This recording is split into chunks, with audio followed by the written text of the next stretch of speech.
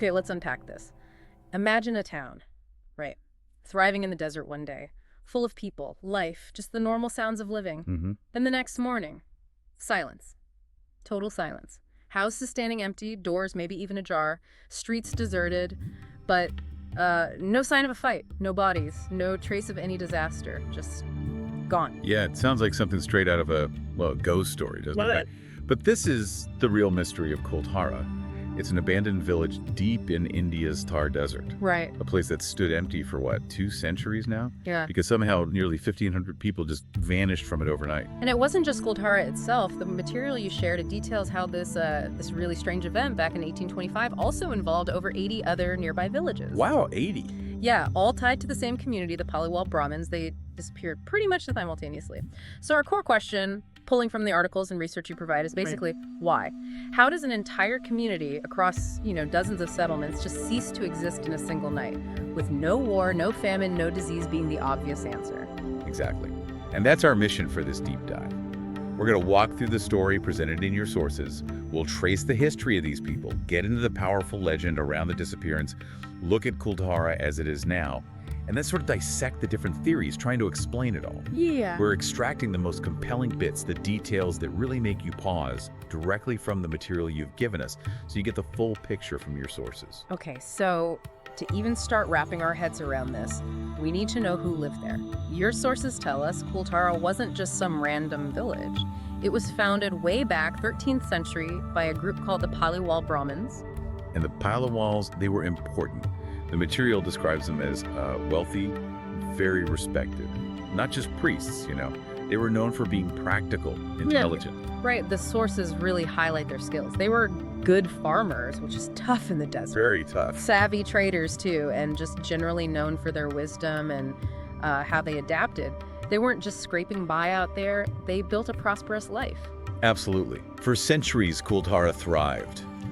The sources mention solid homes, temples, even these clever irrigation systems they built.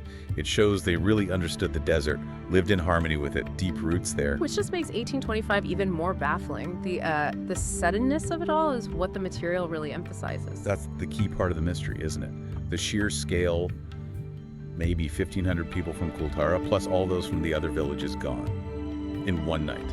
And what the sources describe being found afterwards, it's maybe the most chilling part. Imagine walking into a house and seeing As meals still sitting out, like halfway eaten. Yeah, maybe, or just laid out. Pots of water by the door, ready for the next day. The houses themselves, totally undisturbed. No signs of forced entry, no struggle. Just immediate, silent emptiness. As if everyone just stepped outside for a second and never came back. Exactly. And the material is clear. There's no mention of violence, no mass graves suggesting a plague wiped them out, no historical record of an army sweeping through right then. Just nothing. Across scores of villages. So without a clear historical reason, you naturally get legends, right? And the legend that grew up around Kuldhara offers a pretty dramatic explanation. Ah, yes. This is where Salim Singh enters the picture. He's painted in the legend as this corrupt, really cruel prime minister working for the Maharaja of Jaisalmer. And the story goes, the core of it, is that Salim Singh supposedly wanted a young Brahmin girl from Kuldhara, saw her, decided he had to have her. Right. And the sources say he basically threatened the village elders. No. Give them the girl or he'd slap them with taxes so high they'd be ruined. Everyone. Terrible choice. Absolutely impossible. And according to this legend, the Paliwals, rather than face that dishonor or, total economic collapse, they made this collective drastic decision. Yeah, they apparently gathered all the villages involved and decided to leave. Together. Yeah. Overnight. Yeah. In total secrecy. But before they left, they did something else. They cursed the place. The legend says they laid a curse on Kuldhara. No one shall ever live here again. And the reason this legend is so persistent, as your sources note, is that for 200 years, it seems like the curse has actually held true. Which brings us to Kuldhara today. It's still there, a ghost town, pretty much as it was left, just crumbling. Under the desert sun, yeah.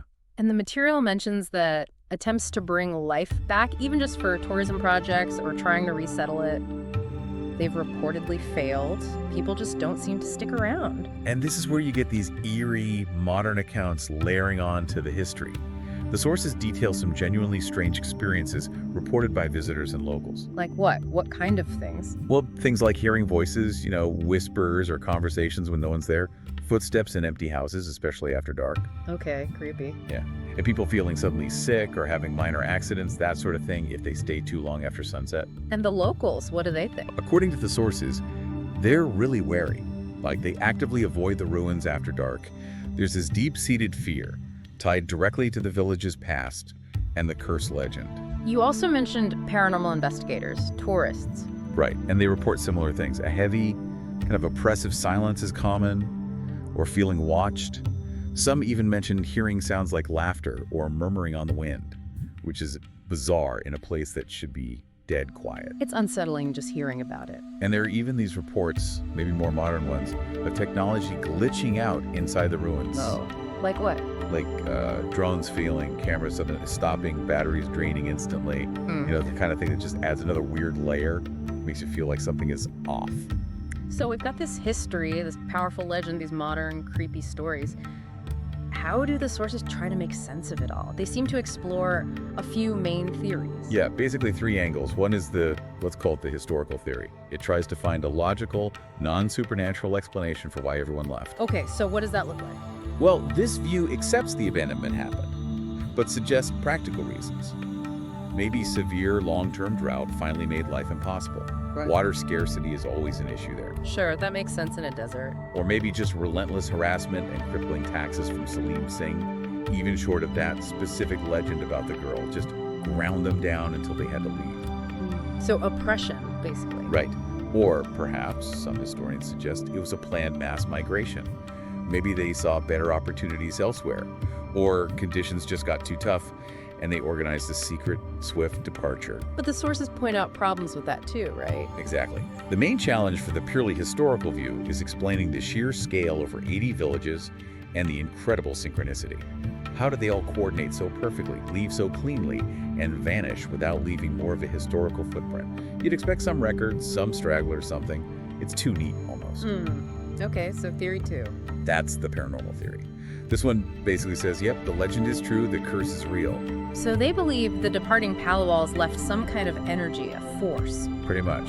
That this curse actively prevents resettlement, causes the strange happenings, the accidents, the eerie feelings people report today. The evidence they point to is, well, all the stuff we just talked about. The failed attempts to live there, the weird occurrences, the tech failing. Exactly.